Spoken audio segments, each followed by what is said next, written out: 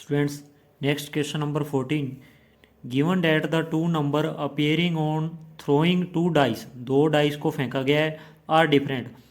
ठीक है, given condition क्या है अभी, जो दोनों पे रिजल्ट आएगा ना वो अलग अलग आए. जैसे एक पे वन आ गया तो दूसरे पे वन नहीं आना चाहिए, वन को छोड़ के जो मर्जी आए, ये कंडीशन दे रखी है. Find the probability of the event the sum of number on the dice is कितना, सम कितना आए 4. ठीक है, तो दो इवेंट हो गए, एक सम 4. अब जो गिवन कंडीशन होती है ना उसको सेकंड इवेंट आपने मानना है. जैसे गिवन डैट दिस कंडीशन जो भी है इसको दूसरा इवेंट मान लेना. एक इवेंट आपका ये है, सम कितना आई 4 आई. ठीक है, उससे पहले आप सैंपल स्पेस बना लोगे इसका. Two dice are different, event the sum of number on the dice. ठीक है, नंबर ऑफ आपके पास टोटल कितने बन जाएंगे सैंपल स्पेस में. टू डाइस, दो डाइस को आपने फेंका, टोटल केस कितने हो जाएंगे बेटे 6 की पावर 2, टोटल कितने हो जाएंगे 36 हो जाएंगे, दो डाइस को फेंक रहे हो तो. अब इवेंट का यहाँ से नेम लिख लेते हैं, sum of number on the dice is 4, sum is 4 simple. और एफ का जो गिवन कंडीशन है, कंडीशन आपको पहले दे दी, given that the two number appearing on throwing two dice are different. यहाँ लिख लेते हैं नंबर्स आर डिफरेंट. भी जो दोनों नंबर आ रहे हैं वो क्या आ रहे हैं, डिफरेंट आ रहे हैं. तो लिखते हैं यहाँ से, ई वाले लिखो, सम कितना आए 4 आए. सम 4 वाले कौन से हो सकते हैं. ठीक है, 1 से देखो, 1 और 3 सम कितना आया 4, और 3 और 1 से भी कितना आया बेटे सम 4. दोनों पे 2 और 2 आ जाए, इससे भी सम कितना आ रहा है 4 आ रहा है. तो ये 3 केस हैं जिससे सम कितना आ रहा है 4. एफ वाले लिखो, अब एफ वाले कितने हैं, नंबर्स आर डिफरेंट, दोनों नंबर क्या हों डिफरेंट हों. चलो स्टार्ट करते हैं. पहले पे 1 आ जाए, दूसरे पे 1 नहीं आना चाहिए क्योंकि डिफरेंट नंबर होने चाहिए. 1 को छोड़ के जो मर्जी, 1 2 हो सकता है, 1 3, 1 4, 1 5 एंड 1 6. सिमिलरली पहले पे अगर 2 आ गया तो दूसरे पे 1 आ सकता है. पहले पे 2 आया तो दूसरे पे 2 नहीं आएगा क्योंकि नंबर डिफरेंट होने चाहिए. 2 3, 2 4, 2 5 एंड लास्ट इज 2 6. सिमिलरली एक डाई पे 3 आ गया, दूसरे पे 1 आ सकता है. ठीक है, दूसरे पे 2 भी आ सकता है, लेकिन 3 3 नहीं आएगा. 3 4, 3 5 एंड 3 6. ठीक है, नाउ 4 पे, एक पे 4 आ गया, दूसरे पे 1 आ सकता है. 4 2 भी हो सकता है, 4 3 भी हो सकता है, 4 4 नहीं हो सकता, 4 5 एंड 4 6. अनदर इज 5 से आ जाओ, 5 1 पॉसिबल है, 5 2 ये भी पॉसिबल है, 5 3, 5 4, 5 5 पॉसिबल नहीं है क्योंकि सेम नंबर हो गए. फिर 5 क्या आ जाएगा 6. अब 6 पे आ जाओ, 6 1 आ सकता है, पहले पे 6 आए दूसरे पे 1. 6 2 पॉसिबल है, 6 3, 6 4, 6 5. अब 6 6 नहीं आएगा क्योंकि सेम हो रहे हैं उसमें, तो ये एफ इवेंट हो गया. अब कंडीशनल प्रोबेबिलिटी है तो आपको दोनों का इंटरसेक्शन भी निकालना होगा. ई इंटरसेक्शन एफ यहाँ लिखते हैं आप, ई इंटरसेक्शन एफ. दोनों में देखो 1 3, इसमें 1 3 आ रहा है, ये रहा 1 3, तो 1 3 है दोनों में. और देखो 3 1 भी आ रहा है इधर, तो 3 1 भी दोनों में पड़ा है, ई और एफ में 3 1 भी आ रहा है. 2 2 इधर 2 2 नहीं आ सकता क्योंकि दोनों डिफरेंट होने चाहिए, तो इंटरसेक्शन में सिर्फ 2 ही एलिमेंट कॉमन है. अब आपको प्रोबेबिलिटी किसकी निकालनी है, अब क्या है प्रोबेबिलिटी ऑफ द इवेंट किसकी निकालनी है, कौन से इवेंट की, सम ऑफ नंबर डाइस 4, उस इवेंट की निकालनी है जिसका सम कितना है 4. 4 वाला अपने इवेंट कौन सा मान है, ई मान है, तो ई की प्रोबेबिलिटी निकालनी है. गिवन कौन सी कंडीशन है, two number appearing on the throwing two dice are different, number different होने चाहिए, ये कंडीशन है. तो गिवन कंडीशन आप बाय में लेते हो, कौन सी कंडीशन है एफ वाली, तो बाय में क्या आ जाएगा F. P E by F निकालना है, ये आपको पता होना चाहिए भी P E by F find करना है या P F by E find करना है. तो यहाँ से थोड़ा ध्यान देना आपको. इक्वल टू क्या आएगा, probability of E intersection F divide में प्रोबेबिलिटी ऑफ एफ आ जाएगा. अब ई इंटरसेक्शन एफ में देखो कितने एलिमेंट है, सिर्फ 2 एलिमेंट है. एक एलिमेंट ये, दूसरा ये, तो 2 टोटल कितने बनेंगे, 2 डाइस को फेंका है 36 बनेंगे, 2/36 आ जाएगा।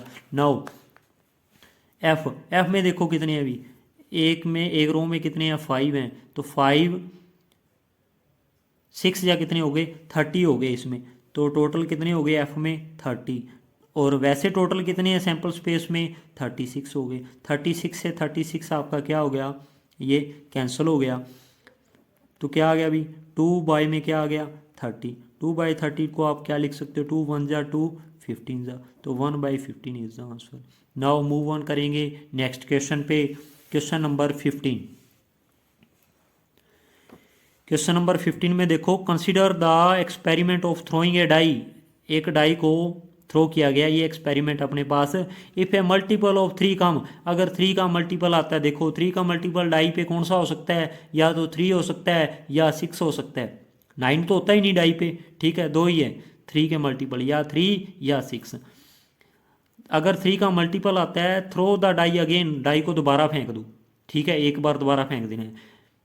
And if any other number come, अगर 3 या 6 को छोड़ के कोई और नंबर आता है, टॉस ए क्वाइन, फिर आपने दूसरी बार डाई नहीं फेंकना, एक क्वाइन फेंकना है।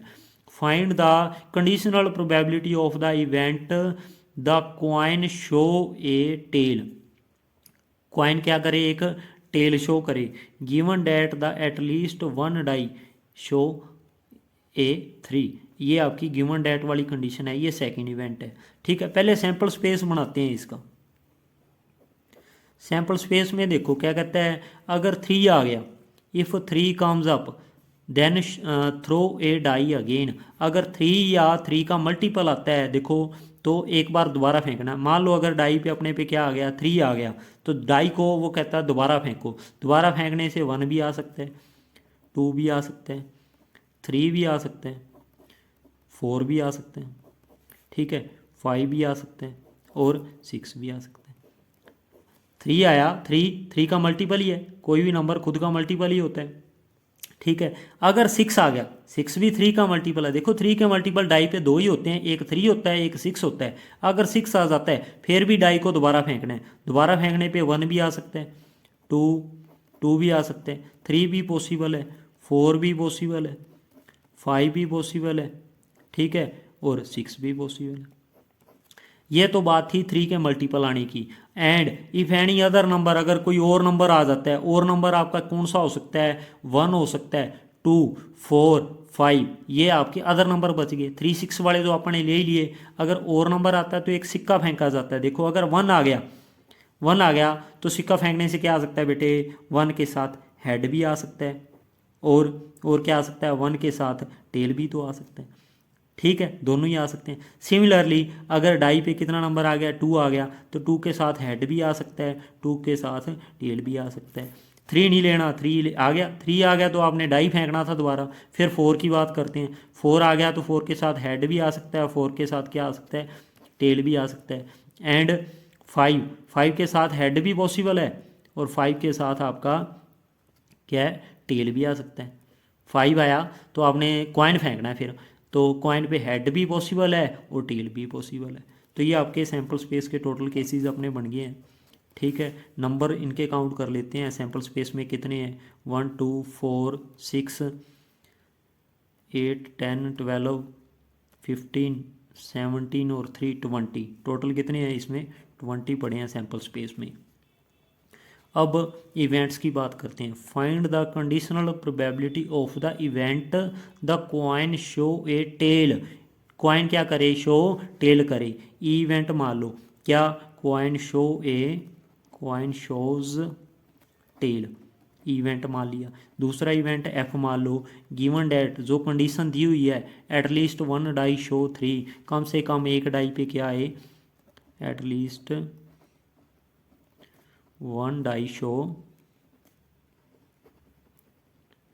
शोज ए 3, भी कम से कम एक डाइस पे क्या हो सकता है दोनों डाइस पे क्या आ जाए, 3 आ जाए, लेकिन कम से कम एक डाई पे तो 3 होना ही चाहिए। अब ई का बना लो आप, क्वाइन शो ए टेल।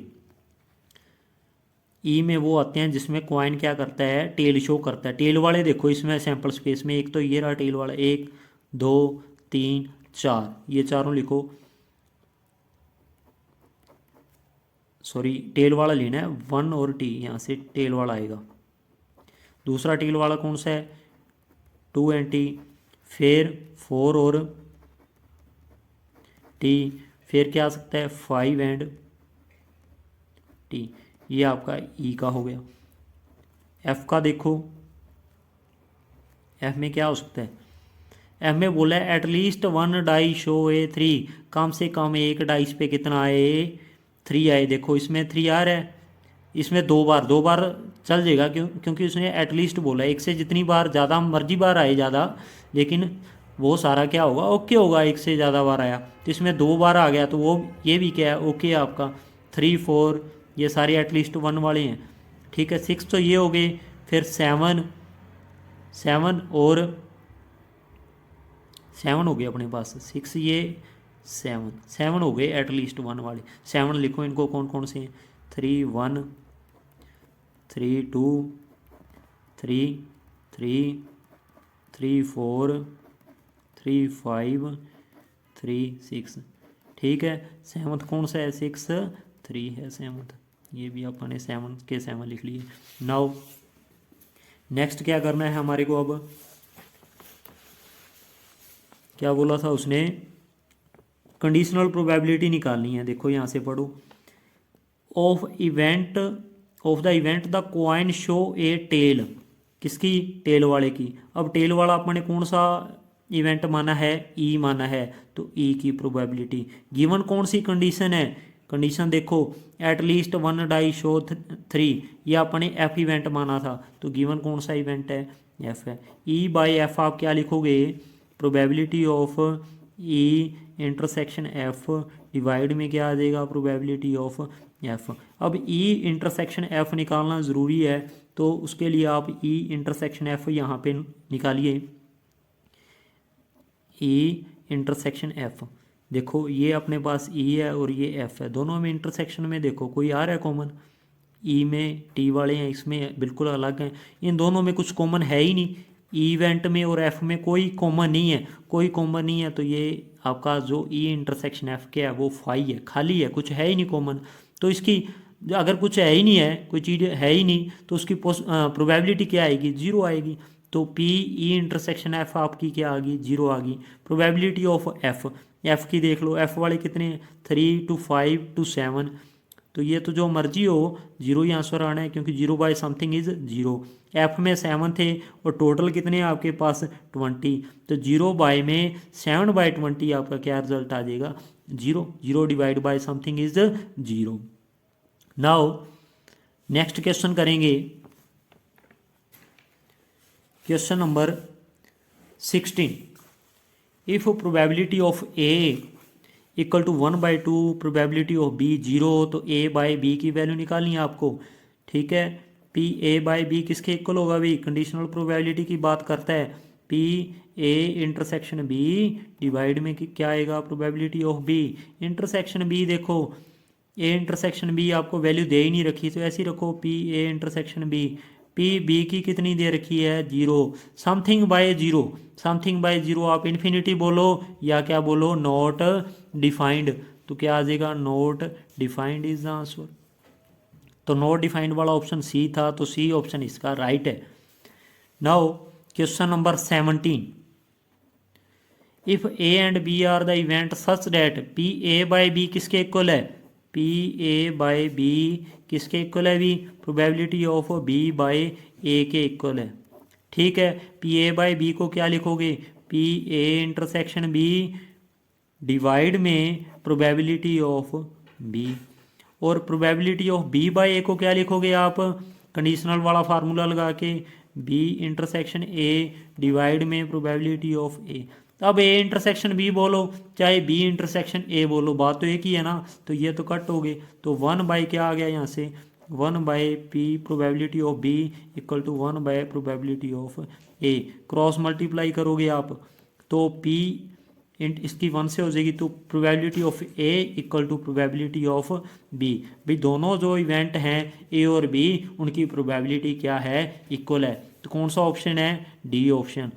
दोनों की प्रोबैब इक्वल है। आपने ए और बी जो इवेंट है वो इक्वल नहीं कर देने, वो इक्वल हो भी सकते हैं और नहीं भी हो सकते, लेकिन अगर उनकी प्रोबेबिलिटी इक्वल है दोनों की, तो पी ए बाय बी और बी बाय ए क्या होगा आपका, इक्वल होगा। तो D is the right answer. Exercise 13.1 अपनी कंप्लीट है।